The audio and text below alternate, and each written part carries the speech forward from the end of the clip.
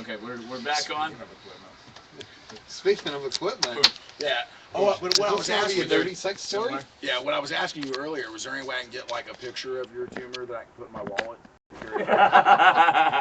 Like to show people what you're expecting in a few months? Well, just, yeah.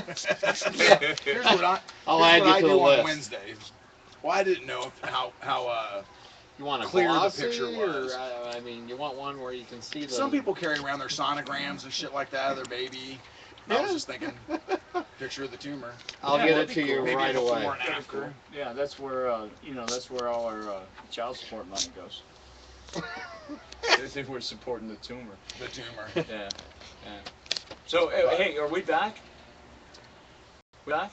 All right, you guys. One of the worst things that's happened to us in a long time, besides nobody watching, is we were not selected to win a Teen Choice Award for Webcast of the Year.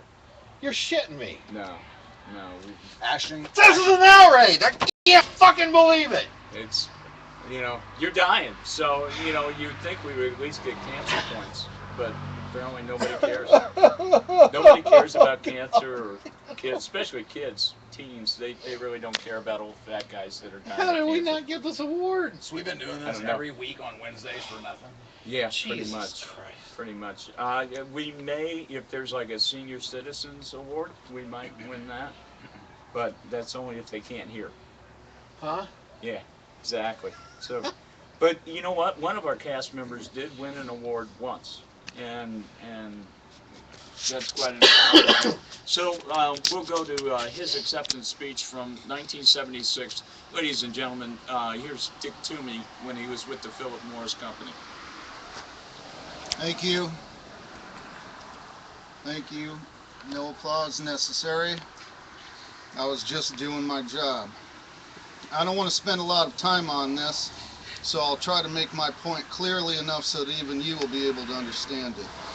In my experience, I've observed that those who disagree with me on this point tend to be unsophisticated, and those who quickly recognize its validity to be more educated.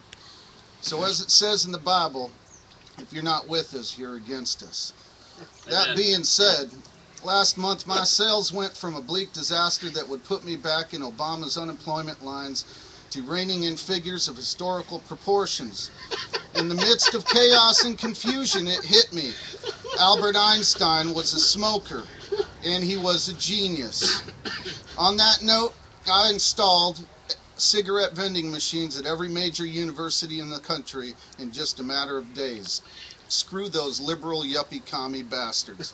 It reminded me of the time that I had to take a really bad shit, but nothing would come out. I tried everything to the point of causing a hernia and rupturing a disc. Surely I would need medical attention. I was left with no other option but to jam the eraser end of a pencil in my ass to break apart the mass inside me, lest I would die. But that made it even worse.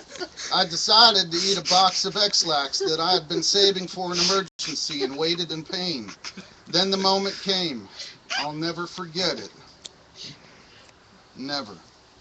I was in a sales meeting with my fellow sales reps, the VP of sales, sales manager, and the manufacturer's rep from a small cyanide gas plant in Germany we had recently acquired to help us launch our new product line, which incidentally is the same company that Pope John Paul II got this year. Fear overcame me. I knew I wouldn't make it out the door, let alone get to the bathroom.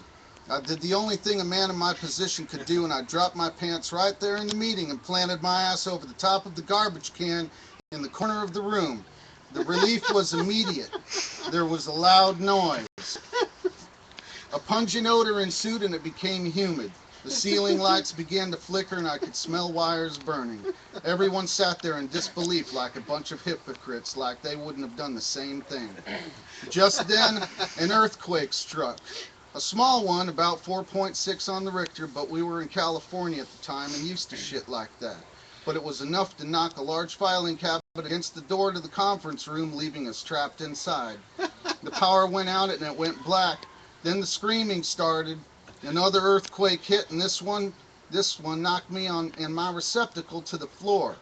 As I lay on my back, still in the middle of my bowel evacuation, knees pulled to my chest and crying like Private Ryan, I could make out the faint sound of splattering fecal matter over the screams, the earthquake, and the electrical fire now blazing across the ceiling. Screaming intensified as people choked and gasped, making their final pleas for help. Shadowy silhouettes careened about, and I could hear people trying to kick a hole through the wall in order to escape. I was in my own little bubble, watching, observing, finally at peace. The earthquake was over in less than a minute, but the damage had been done. There was no more screaming. It was quiet. The smoke from the fire combined with the gases from my own person left a black and sticky tar on the walls, the furniture, and the bodies, leaving them unrecognizable for the firemen who were now making their way into the room. I knew that I would have some explaining to do. I knew. The police were there, followed by a SWAT team. The National Guard showed up along with FEMA, and finally, a representative from the Missouri Smokers Union sent on my behalf. The manufacturer from the one-time Nazi cyanide gas manufacturing company was the only one left alive besides myself. He told me he'd never seen anything like that and asked me to be the next speaker at their quarterly meeting. I knew I had arrived. It's funny how things work out sometimes, but really, I owe it all to the Missouri Smokers Union. Why? Because I'm a smoker, and I come from the same country that invented the H-bomb. Thank you. Ladies and gentlemen, we'll be back more with some less Missouri Smokers Union and some more epic coffee time. See you in a minute.